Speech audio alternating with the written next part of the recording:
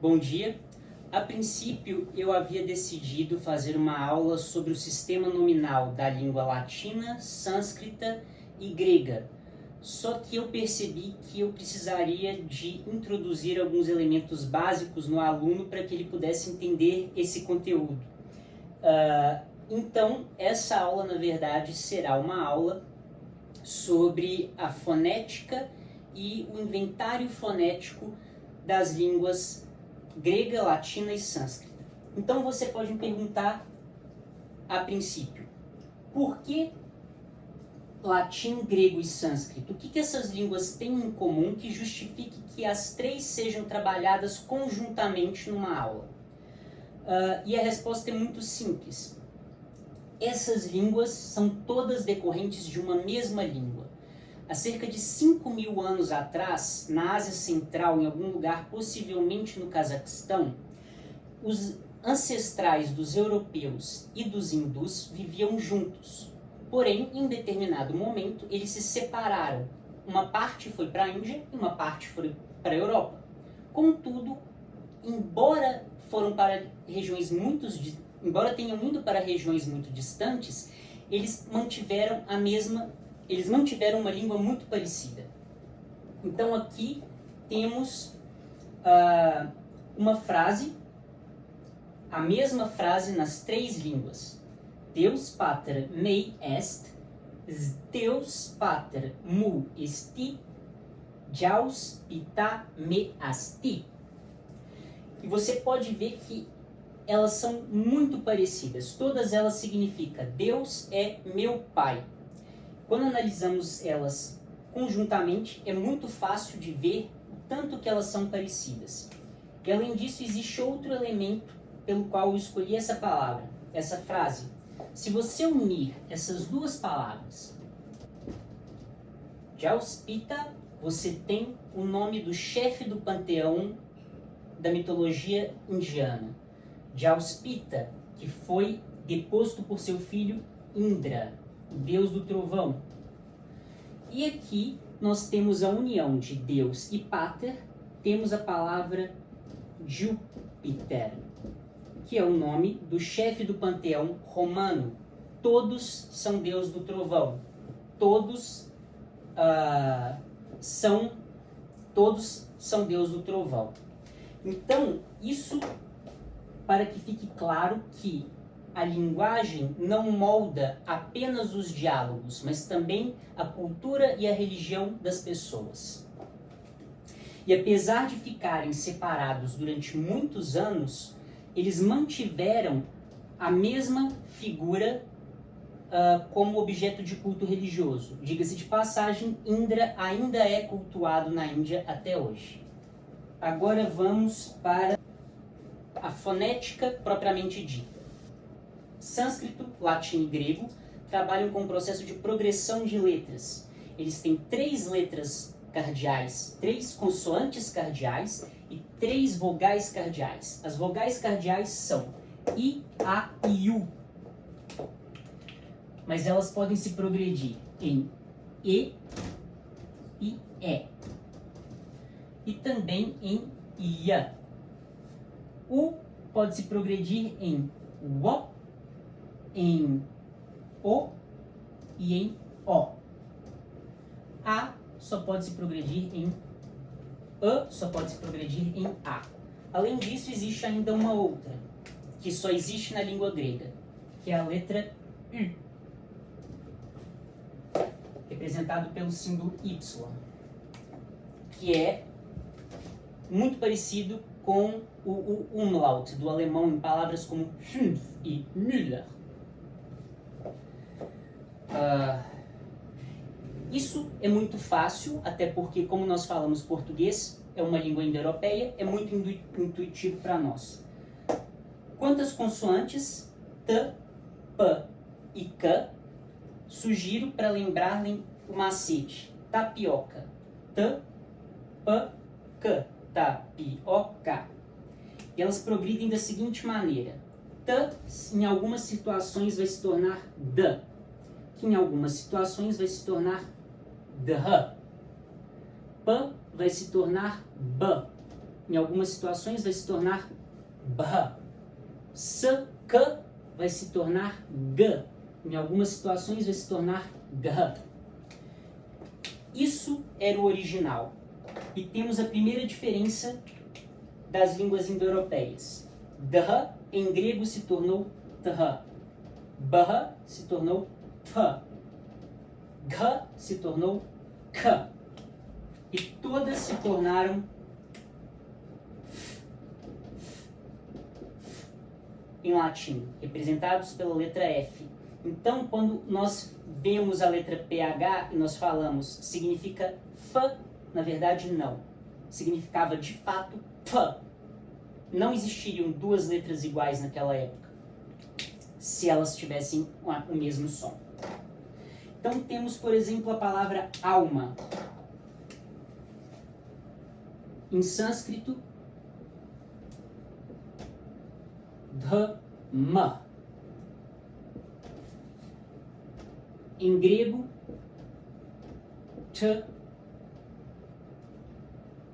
timos. Em latim, fumos. Vemos que aqui temos o padrão em função do qual as palavras se mudam em grego, latim e sânscrito. Durma, dumar, timos, fumos. Essa palavra significa tanto alma quanto fumaça, porque é aquilo que a gente sopra, teoricamente, quando a gente morre, ou então quando a gente fuma. Agora temos uma série que não existe no sânscrito, que é a série ps, letra ps, e a letra zd. Por fim, nós temos a última série, que é uma série de nasais, que é n, e Aí você me pergunta, qual é a diferença desse som para esse? E a resposta é muito simples. Tem o som de N na palavra portuguesa manta. E tem som de N na palavra portuguesa manga. Esses sons, eles são diferentes em português, embora tenham a mesma letra. E aqui temos uma regra muito importante das línguas indo-europeias, que vale para o latim, para o sânscrito, para o grego e também para o português. Antes de qualquer letra da casta de t, só se usa n. Antes de qualquer letra da casta de p, só se usa m. Antes de qualquer letra da casta de k, só se usa n. Isso vale para as línguas indo-europeias. Isso não vale para outras línguas, como por exemplo o japonês, onde você tem essa palavra, senpai. Uma língua muito diferente, com um sistema muito diferente, e isso daqui não significa a mesma coisa que significaria em português. E em grego, em latim e sânscrito. Por fim, temos mais 3 letras importantes. R, L e S. Com isso, quase fechamos todas as letras. Mas temos ainda a tríplice cardialidade da letra K. K, em algumas situações, se torna que. Em algumas situações, se torna có. Quando ela se torna que e quando ela se torna có? Antes da casta de i, ela se torna que. Antes da casta de u, ela se torna có. E antes da casta de a, ela se torna k. Eventualmente, o latim usou C e substituiu todas as demais por C, pelo símbolo C que representa K. Ao passo que grego preferiu a letra K, ou a letra K, e substituiu por todas as demais. Contudo, o latim preservou em uma situação, em qua. Da onde temos, por exemplo, a palavra quase, em latim, que é quasi quasi, quase em português, e égua, que em latim é equa, e em português é égua. Uma coisa muito importante aconteceu com essas letras no sânscrito e em todas as línguas índicas. Independente de como você escrevia como você vai escrever essas letras ou não, elas têm um som. O som de K antes da casta de I, em sânscrito passou a ter o som de Ch. E eventualmente passou a ter dois sons possíveis, sh e sh. Sh como em sh como em Shiva e sh como em Vishnu. E em Avestico, que é uma língua muito próxima do sânscrito, ela passou a literalmente ter o som de s. Isso aconteceu no português, na verdade, no latim, durante a Idade Média. Independente de como ela era escrita, K passou a ser Ch, e eventualmente passou a ter o mesmo som S. Por isso que, embora a palavra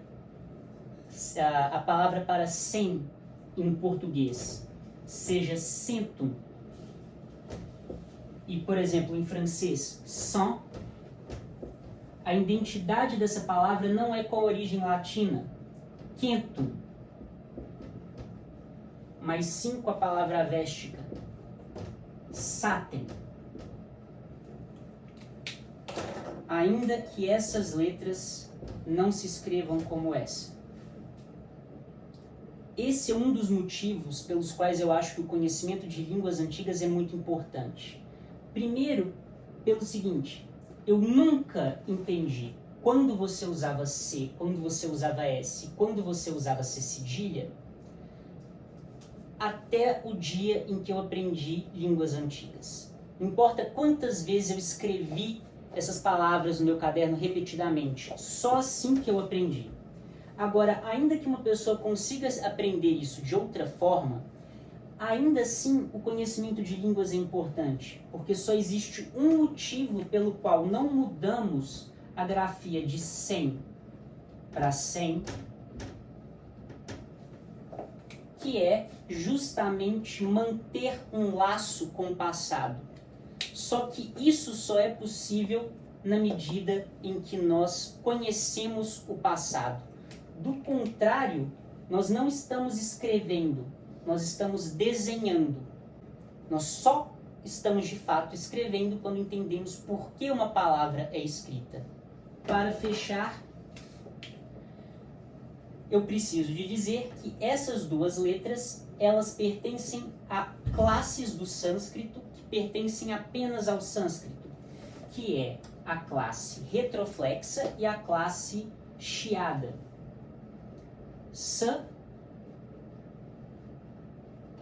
A classe retroflexa e a classe chiada. E temos ch, j,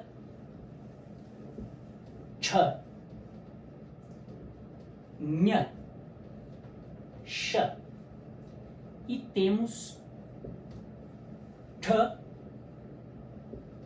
g, t, n e sh. Esta casta, ela é muito fácil de ser pronunciada por alguém que fala português, porque ela existe no chamado português caipira. K é aquele que é falado na palavra porta. D é aquele que é falado na palavra verdade. N é aquele que é falado na palavra sarna. E assim, nós fechamos todo o inventário fonético. Existem outras letras que fazem parte do inventário fonético dessas letras? Existem. Mas elas não decorrem de projeções. Elas decorrem principalmente de um fenômeno chamado sandhi. E sandhi não é irmã do júnior. Sandhi é a mudança de uma letra em função do contexto em que ela se encontra. E Eu não vou tratar de todos esses sandhis aqui, porque evidentemente é uma coisa muito complexa e é uma coisa que não tem, nem sempre tem uma regra específica. Muitas vezes é uma coisa muito pontual. Então é muito mais difícil fazer uma regra geral que sirva para as três. Com esse conhecimento aqui, me parece que uma pessoa consegue ler um texto em latim, grego e sânscrito se ele for escrito nesse alfabeto. Com isso, eu finalizo a aula. Eu espero que eu consiga trazer para as pessoas não apenas o conhecimento, mas também a noção da importância que essas línguas têm até hoje para nós. Obrigado.